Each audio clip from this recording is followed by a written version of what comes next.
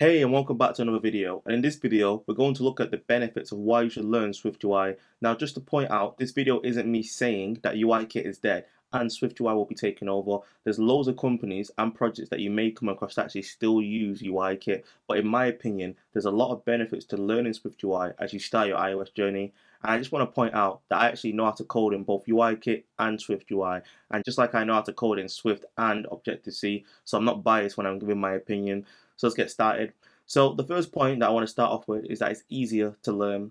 The entry level to build an app in SwiftUI is pretty low. Once you understand the basics of different views, states, etc. Let's say you're a designer wanting to come into a coding background, learning how to just display views on the screen by declaring components as opposed to using auto layout for positioning views, which may be a bit overwhelming, and having to understand how anchors work, etc. You can actually build an app that connects to an API in under 10 minutes using SwiftUI compared to UIKit, which will take longer with all the manual components you need to set up, such as collection views, table views, auto layouts, delegates, and more. The barrier to iOS development is really low for someone who has just been introduced to SwiftUI.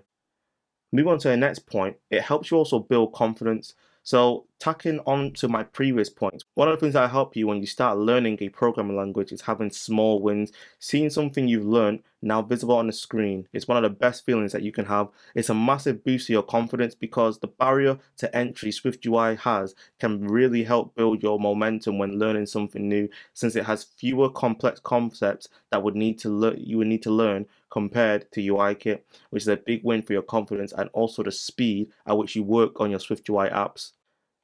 Now, I'm going to be honest, pre-iOS 15 was a bit of a meh, but starting with iOS 15, it seems to be getting more and more support that is making it better, and with WWDC right around the corner, we should be seeing even more updates to the framework.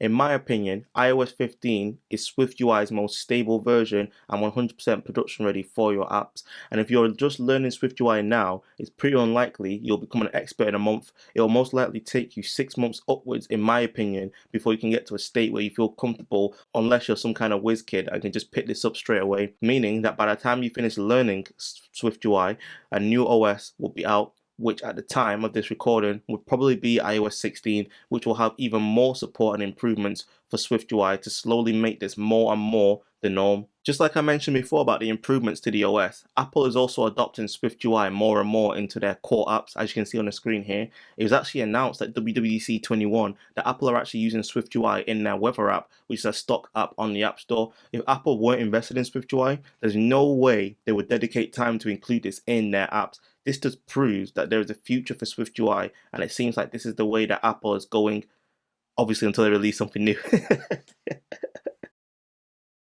So you may be learning SwiftUI as a hobbyist, and if that's you, then 100% ignore everything about to say about job opportunities and just start with SwiftUI, since it's the only one that you'll need to be working with, since you don't really need to learn UIKit for a job or to get a job, since you're just going to be working on your own thing. Now, if you're someone who's looking to actually land an iOS role, I'm not going to sugarcoat this. You'll see quite a few jobs that require you to know how UIKit in some form of capacity. But that's not to say that there's no jobs out there that are strictly using SwiftUI to build their apps. The company that I currently work for literally only uses SwiftUI in the main component of its app. And as Apple invests more and more into SwiftUI, you'll start to notice that there'll be more and more jobs and companies who are looking for less and less UIKit. A similar thing happened with Swift. When I first started to learn iOS development, I had the option between Swift and Objective-C. I took the risk with Swift, and that's how I managed to land my role, because at the time, the company that I now work for was investing more and more into Swift over Objective-C. Now, just to carry on from my last point, even though I learned Swift, I was still exposed to Objective-C. What I did learn was enough to navigate Objective-C. My goal wasn't to become a master, since I knew my company eventually weren't going to use it in the future projects, so I just need to know enough so that I could actually do the current work on existing projects. And that falls onto my next point.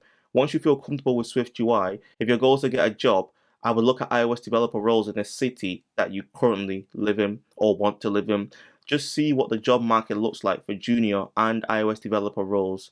Now, if quite a few of them require UIKit, I would suggest learning just about enough that you need to know to work with UIKit rather than trying to be a master at it. Now, there's a lot of resources out there to learn UIKit, and I actually do have a course on my channel where you actually build a very basic application in UIKit, which I'll leave a link to here. Now, I'm not saying that you need to become an expert at UIKit, but you should be able to, at least at a minimum, be able to understand auto layout, collection views and table views, so how to set them up with data, how to use delegates, and how to structure a UIKit app with either MVC or MVVM. Most likely you want to go with MVVM, since MVC can have like massive view controllers, which you want to avoid.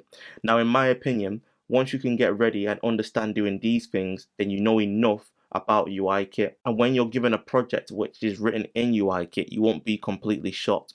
Now, if you have any more tips or if you have any other opinions about SwiftUI, I'd love to hear it in the comment section below. And also as well, if you enjoyed this video, I'd really appreciate it if you gave it a thumbs up, as well as subscribe to the channel and hit the notification bell to get updates for whenever I release a new video. That's everything from me. I'll catch you all in a bit. Deuces.